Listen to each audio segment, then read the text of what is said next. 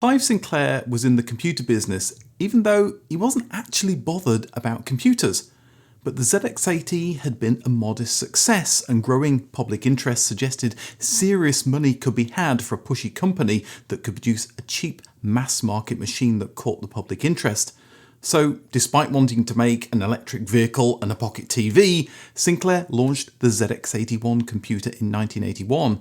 It became the first British home computer to sell in massive quantities, mainly thanks to its ultra-low price of just £70, the price today of a budget smartphone. It cost even less, £50 if you wanted to build it yourself. It had no sound, no colour, no high-res graphics, a mere 1 kilobyte of memory, and an almost useless membrane keyboard. It was described by reviewers as toy-like. So why did something so incapable of being used as a real computer sell over 1.5 million units? And why was it the toast of North America in 1982, only to be ignored just a year later? This is a Sinclair ZX81 story.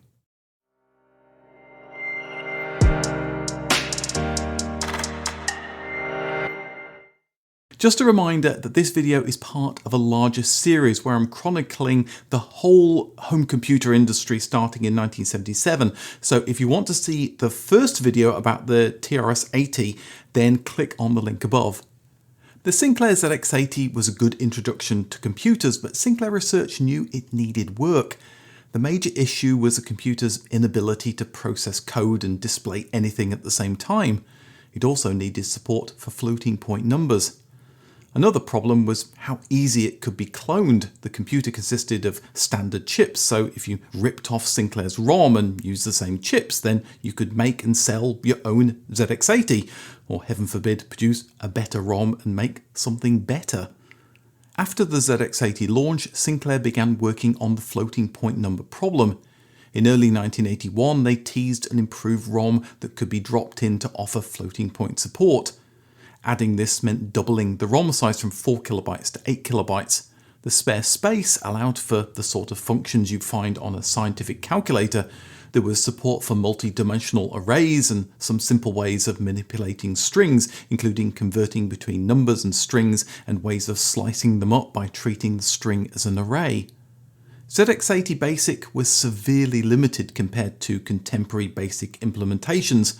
Nested Go subcalls weren't allowed, and this and a host of other crippling limitations needed to be fixed. With a new ROM, text could be printed at a certain place on the screen, and a new plot command allowed for rudimentary black and white blocky graphics.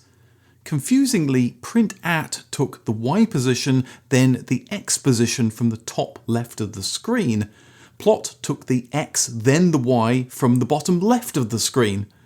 Printer commands were added for the soon-to-be-released ZX printer. The live syntax checker was useful in spotting glaring bugs before running the program, as well as adding automatic spaces to make your code more readable. Overall, it worked more like a real BASIC implementation, and was a night and day difference to the ZX80's BASIC. But like the ZX80, it still wasn't up to the level of mainstream computers. This work was handled by 9 Tiles, a software company that created the original ZX80 BASIC ROM and would do the same for the ZX Spectrum. This left Sinclair to focus on improving the hardware. A major cost in building a computer in the early 1980s was the high price of chips. The ZX80 used 21 and other machines used many more. Early focus was put on drastically reducing that number. Sinclair worked with Ferranti to produce a ULA, or uncommitted logic array chip, which duplicated the work of 18 of the ZX80's chips. Given the increasing popularity of the ZX80, it was a safe bet to go the ULA path to make a computer less expensive. He'd also promised to make it harder to copy, a problem Sinclair fought throughout 1980 as ZX80 clones became an ongoing legal battle. Whilst the ZX81 would still be a bare-bones machine, Sinclair still needed to fix its most glaring problem, its inability to display things and process code simultaneously. That rendered it useless for many tasks. The team found a way to use spare parts of the ULA to do just that. Beyond these changes, the computer remained largely the same. It still used a regular TV to display black and white text and blocky graphics. There was still no sound. It kept the same membrane keyboard that still gave no feedback when a key was pressed. The new computer got a black case injection molded to stand up to more abuse, which over 45 years seems to have worked. Sketches showed peripherals which could be added in a more modular fashion. The voltage regulator got a heatsink because the Sinclair ZX80 could do strange things when left on for a long time, and the heatsink was Sinclair's solution. Unfortunately, it was mounted just under the keyboard, so if you left your ZX81 on for a long time, the keyboard became hot to the touch. Since you had to press the keys firmly, saving your programs could be very painful. But what should they call their new computer? The ZX80 had been released in 1980, but the name didn't refer to the year of release but its Z80 processor. Movie sequels were all the rage since Jaws 2, so should it be the ZX82, the ZX80 Series B, the ZX90? Since many thought the 80 in the ZX80 name actually did refer to its launch year, the 1981 sequel was dubbed the ZX81. Sinclair expected massive sales, so looked around for a company to manufacture not only the ZX81 but also their new pocket television. Timex had a factory in Dundee and the company was in a crisis. They produced inexpensive mechanical watches for decades, but the 1970s brought more accurate quartz watches, and by 1980 cheap digital watches were flooding the market. They'd been wrong-footed and needed to pivot. Why not manufacture computers? Sinclair and Timex signed a marriage of convenience deal to manufacture the ZX81 in Timex's factory in Dundee. Sinclair were now set up to produce a lot of computers. It needed now to find a lot of customers. The Sinclair ZX81 launched in the spring of 1981, and the price took many by surprise. A fully built ZX81 could be had for only £70, cheaper than the £100 that the ZX80 cost. That wasn't much more than the price of the cassette recorder you'd use to load and save programs. You didn't just get a better version of BASIC, the computer also got rubber feet, so you didn't have to chase it across the desk as you typed. In Sinclair tradition, the advertising copy was full of over-the-top boasts. For example, they pitched the Z80 CPU as, first of all, one of the improvements, which it wasn't, it was the same processor, but also as being widely recognised as the best ever made. I'm sure the Intel 8086, the Motorola 6502, or the new Motorola 68000, the chip that would power the Commodore Amiga, would have something to say about that. But then these boasts were from a company that thought the ZX80 could run a power station. If it was possible, the computer was even smaller than the ZX80.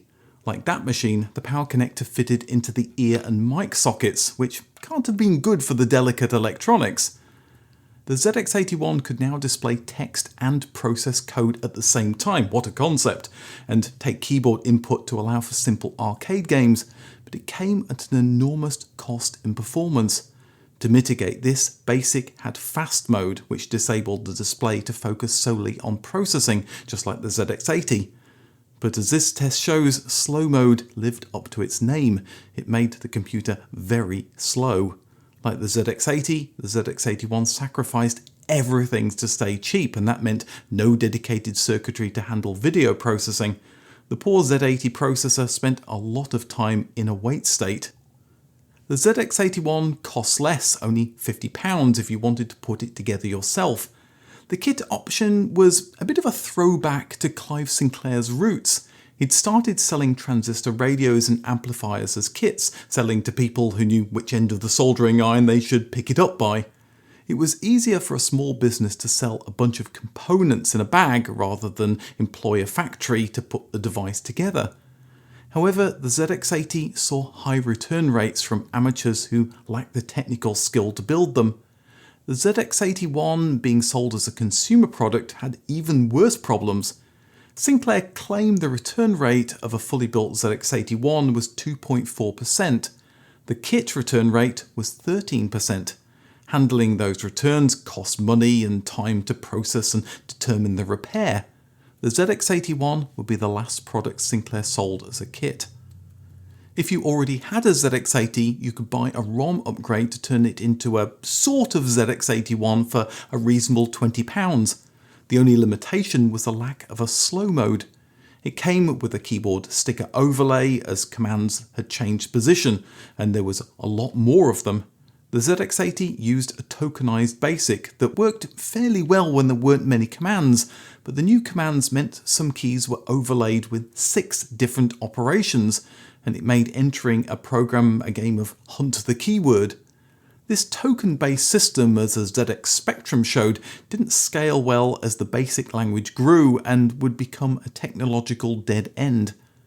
The ZX81 came with a measly 1KB of RAM, which was next to useless when writing programs, although coders got good at working out ways to save a byte here and there, for example setting variables to pi minus pi instead of 0.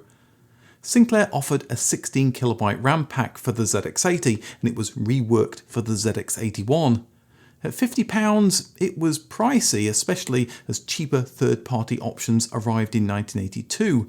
Many were less prone to the infamous RAM pack wobble, where knocking it could disrupt the signal between the RAM module and the computer, leading to the computer resetting and your latest computing masterpiece being lost to time.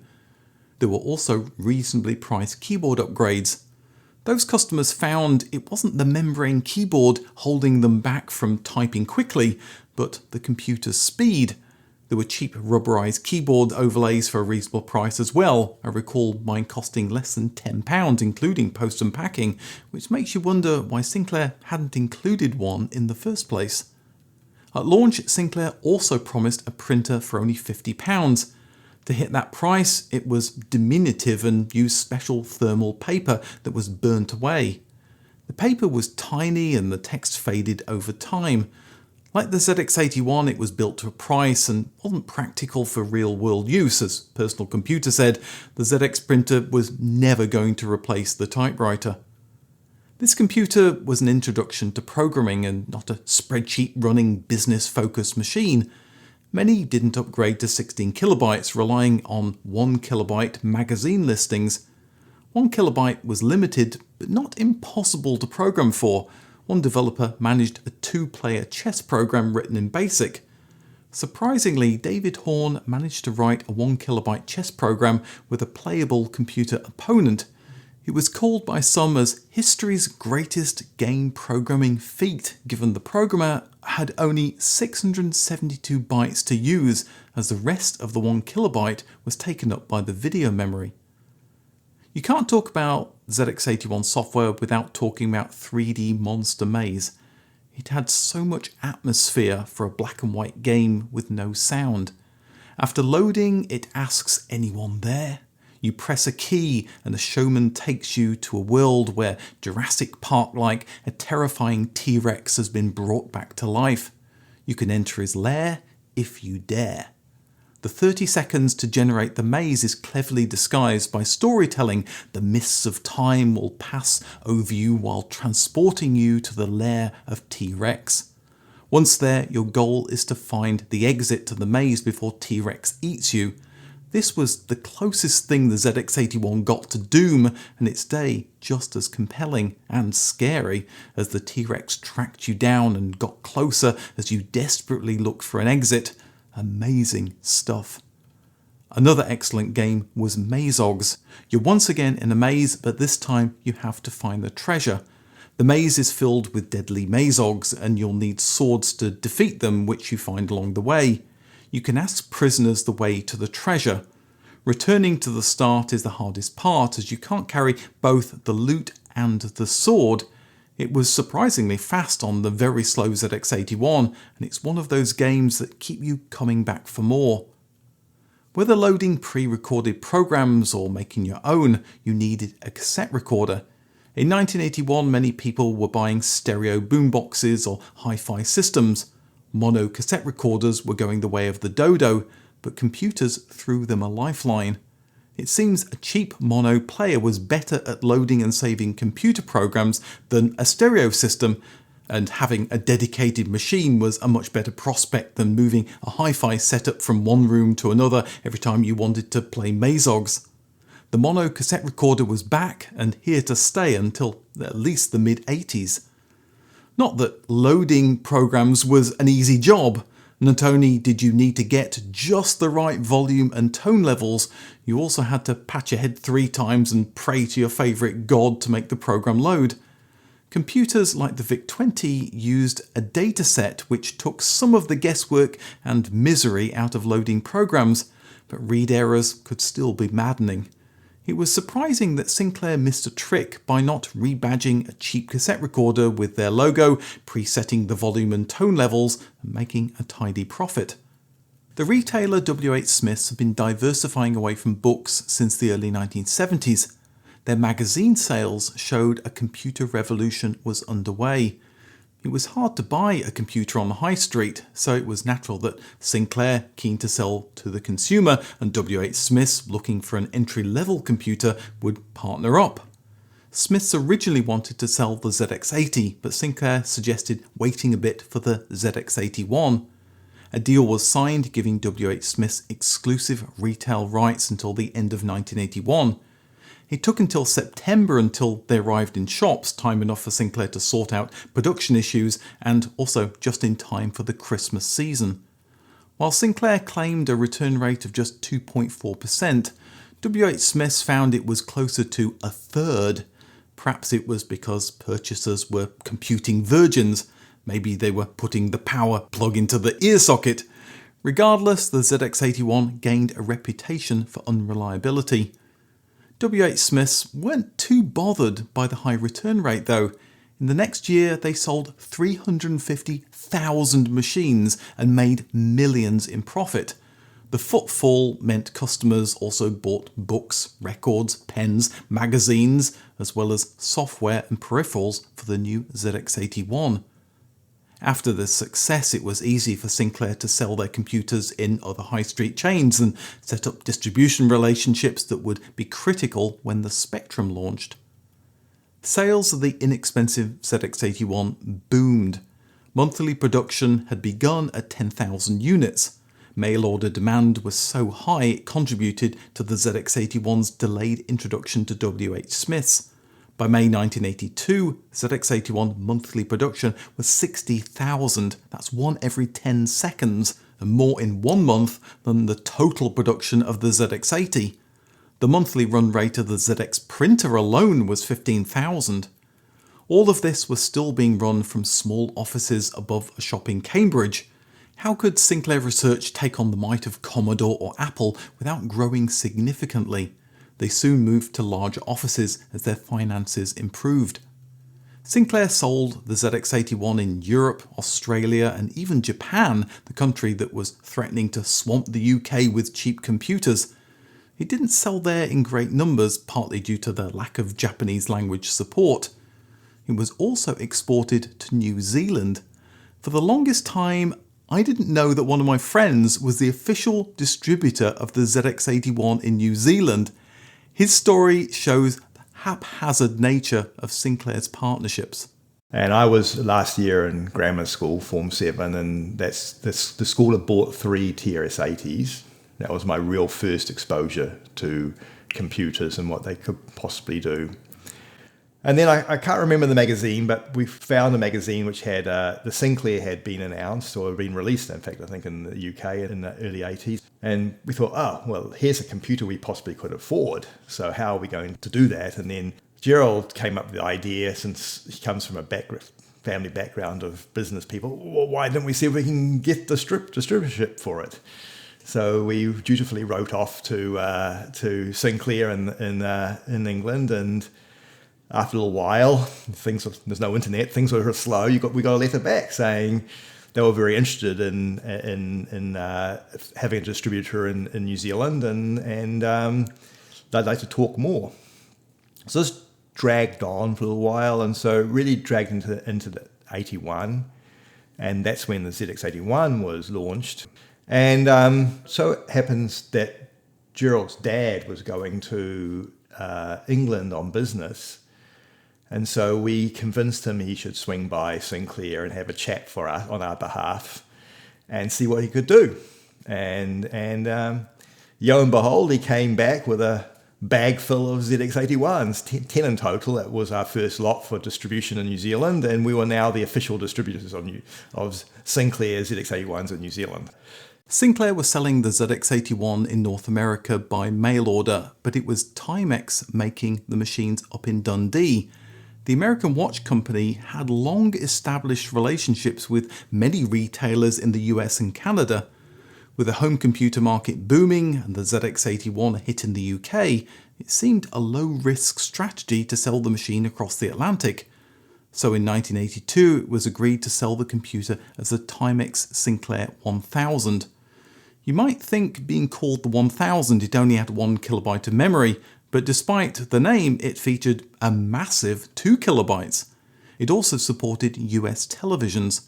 The 16 kilobyte RAM pack was available, as well as the promise of a printer and a modem.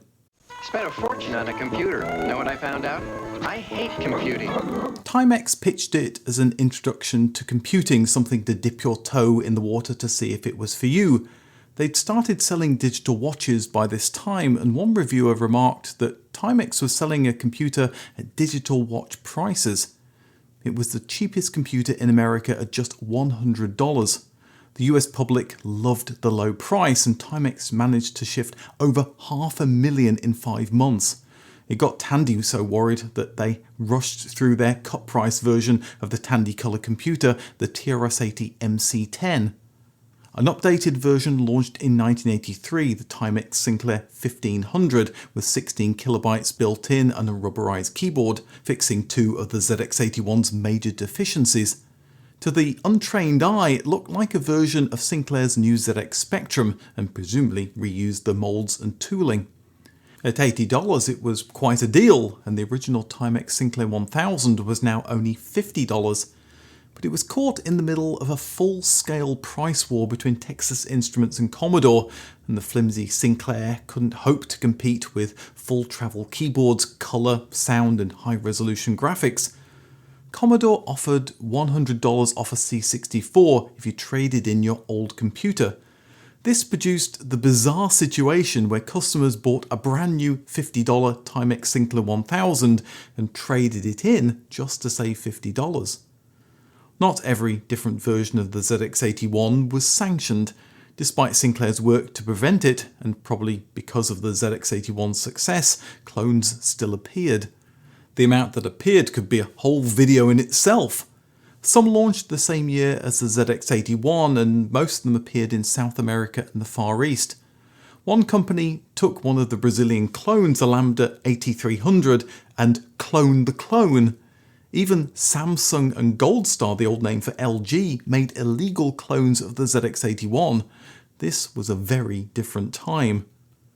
The ZX81 was eclipsed, certainly in the UK, by the ZX Spectrum that launched only a year after the ZX81 in April 1982. Things moved very fast in computing in the 1980s. But the ZX81 continued on sale. By 1983, the price of a pre-assembled machine was just £40, with sales still an amazing $30,000 per month. Production continued until 1984, by which time 1.5 million of the tiny machines had been sold. Software developers found ways of unlocking more of the ZX81's potential. They produced pseudo-high-resolution graphics with games like 49er that launched in 1982. By that time, most developers had moved onto the Spectrum, so further innovation would have to wait until child developers had grown up, gone through a career, had kids, seen them off to university, and then looked around for something to do with their spare time. So we got Starfight by Martin Korth, an amazing high-res shoot-'em-up that goes far faster than a ZX81 game has a right to run. Bob Stuff bought us One Little Ghost, where you play the ghost instead of Pac-Man on a Pac-Mania-style isometric map. Paul Farrow delivered Against the Elements, an Alien 8-style game with isometric high-res graphics. These were all amazing games that pushed the cheap and cheerful ZX81 to its limits. When compared with almost any other home computer, the ZX81 was rubbish. But when you look at how much it cost, it represented an excellent entry-level product to give you a taste of computing. If you liked it, you could trade up to a more serious machine. If not, you hadn't spent that much finding out and you could always sell it on to someone else who wanted to learn about computers. And don't forget that the disposable income of the average Brit was much less than the average Yank. Less cash will make you happier to put up with a membrane keyboard, no sound and a black and white display. Clive Sinclair, Uncle Clive as he was now being touted, the British boffin who could invent anything, he was happy as well. He'd been forced to sell his car and mortgage his house to pay for ZX80 production. The ZX81 provided him with the cash to make what he really cared about, his electric vehicle and pocket television. In 1981, the UK government worked with the British Broadcasting Corporation, or BBC, to educate the masses about the coming computer revolution. The venture needed a reference computer. Sinclair pushed for it to be the ZX81, but it was passed over, and this made Clive Sinclair hopping mad. See the Micromen documentary, which you can find on YouTube if you want to see the dramatised story. One of the machines that won came from Acorn Computers. They produced the Atom in 1980, but the new computer to educate Britain would be its successor, the Proton, and the end product, the BBC Micro, would be the subject of the next video. When the BBC Micro video is ready, it'll be on the right, or if you want to see the Sinclair ZX80 video, that's also linked. Thanks for watching to the end, and I'll see you in the next video.